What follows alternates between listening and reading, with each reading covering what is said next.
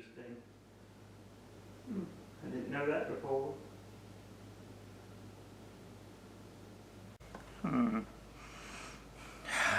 Perfect rainy afternoon. Catch up on my reading. Gray skies outside. Got my reading night on. Got my cup of coffee. Now got a chance to just sit back and read. Oh, this is gonna be a relaxing day. Okay. Just right. Plus a sip of coffee. That hits the spot. Oh, no, that's interesting.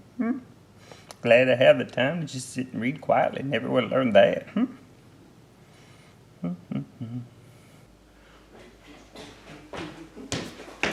So nobody's over here? Nobody needs this lounge. Get that. Well, hey, what?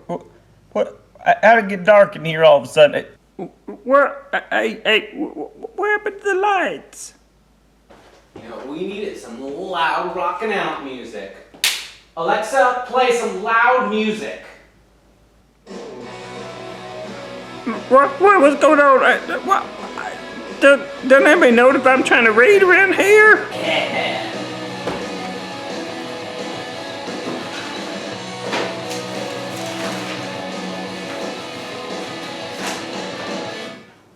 What's going on? Hey!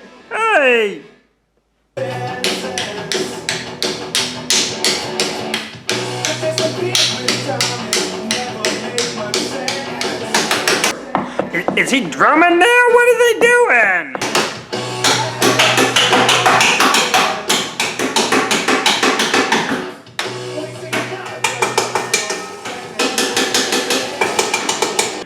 Oh man, I can't concentrate. It's in the dark and it's loud now. Hey, Pastor Dave! Hey, Pastor Dave, I need your help. Hey, Pastor Dave!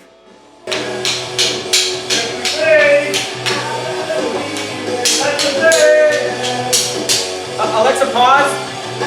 Alexa, pause. Oh, Al, is that you over there? I'm sorry, I didn't even see you in that room. It's so dark in there. I couldn't even see you, and the music is so loud. I'm sorry. Were you trying to call me to get my attention? I couldn't hear because my music was so loud, because it was so dark in that room.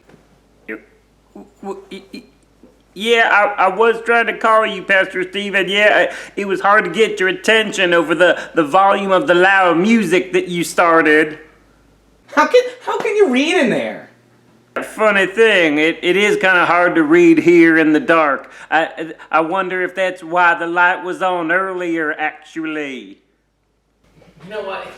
It's too hard shouting all the way across, and I can see better if I come up close. Al, I'm so sorry. I didn't even realize that you were here and you were trying to read this whole time, and then I came in and turned off the lights. Oh, I'm so sorry, Al. Well, now that you mention it, Pastor Steve, yeah, I was here, reading quietly, minding my own business here, just reading on this beautiful rainy afternoon with my cup of coffee and everything, and it was kind of hard to keep reading when you turned off the lights and when you turned on your loud rock and roll music, and then when you started drumming with the wooden spoons on the loudest surfaces that you could find in the kitchen. That is true. Al, what can I say? But I'm so sorry, and I hope you know that I didn't mean to be rude to you. I wasn't trying to make it harder for you. I didn't even notice that you were there, Al, and man, that's my fault. I'm sorry. I didn't even see that you were there.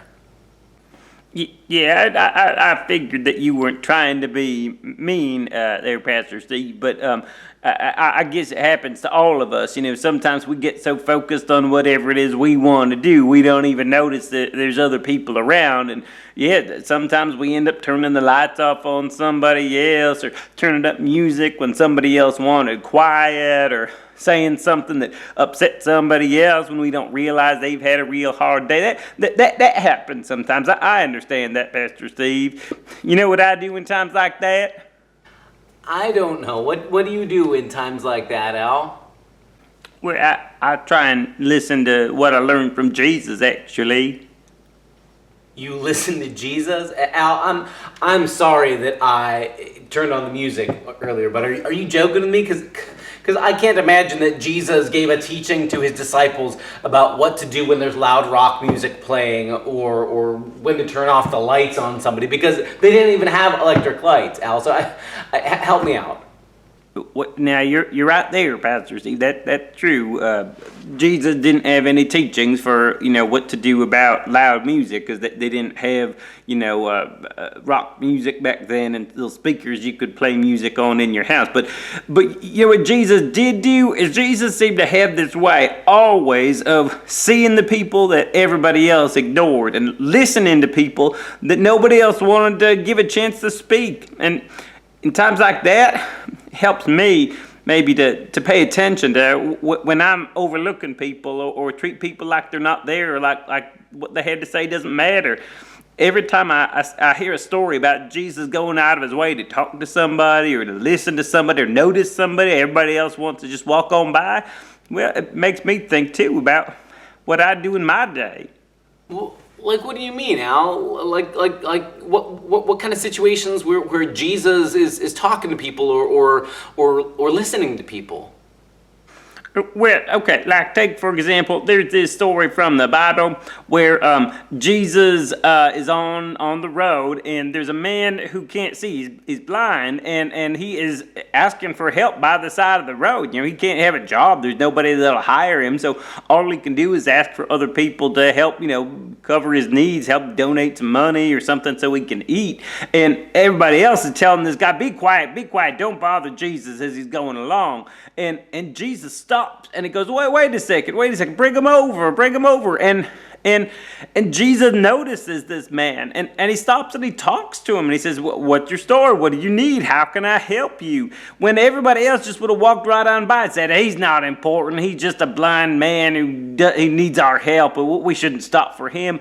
But Jesus notices him, and Jesus asks him about his story, and he listens. That amazes me when I think about it.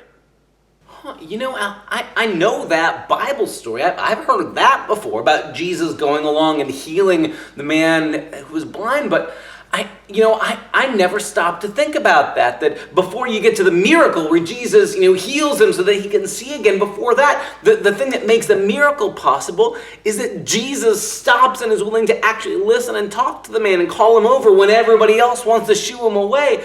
Jesus makes the miracle even possible in the first place because he's the one who's willing to stop and notice the people that everybody else just walks on by. Oh, kind of like I walked right on past you and didn't even notice that you were there. I wasn't trying to be mean, but by not even thinking about other people's needs, I made it hard for you to read your book, and I made an awful lot of noise. Well, like I say, Pastor Steve, I don't mean to make a big deal about it. I get it. It happens all the time. We all do that. And maybe, like I say, the thing to do is to watch and see what Jesus has to teach us here. Jesus had this way of going through life, always paying attention to other people. What might they need? How might they be hurting? Instead of always being only focused on what I'm doing and here's what I want to accomplish. If I walk into a situation, if I start every day thinking there's other people around, they've got their own hurts. Maybe they're having a really bad day. Maybe they're really happy and they're looking for somebody to celebrate with them. Maybe just somebody else needs a friend. If I watch around me and intentionally look around at the people around me and what they're going through or how I can be a part of their lives, well, that changes things. I'm a lot less likely to, walk into the room and turn the lights off on somebody, or I'm a lot less likely to ignore somebody who's standing by the side of the road, who really needs help, just like happens in that Bible story. That sounds so good. I feel like I want to be that kind of person. I want to be the kind of person who doesn't go like a zombie through life, not noticing other people. I want to be the kind of person who walks into a room and sees that there was somebody reading already instead of turning off the lights on them and putting blaring loud music on. How do you think we get better at that? I mean, it just reading the Bible story over and over again, that doesn't do it. How do we get better at that?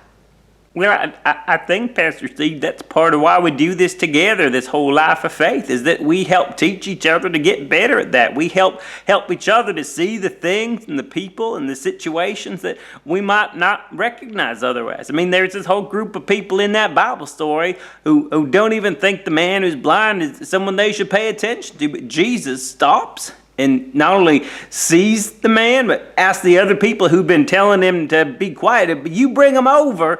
And maybe after that, Jesus' disciples, maybe they were going to start noticing the world differently and start seeing other people that they had thought weren't important or just walked right on by. Maybe they'd see them differently. Well, that's what we do. Every time we help each other to see, hey, did you ever think about how that person feels? Did you ever think about that person's need? When we do that, it helps us to get better at seeing the people who are there in the first place. Maybe it's like turning down the volume on the music so there's less noise so we can hear the voices of people around us too.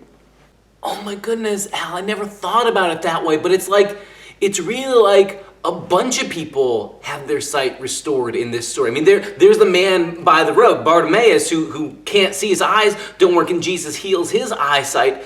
But all these other people who had treated him like he wasn't even there, the people who maybe had just gotten so busy with here's what's so important, they didn't even realize that he mattered.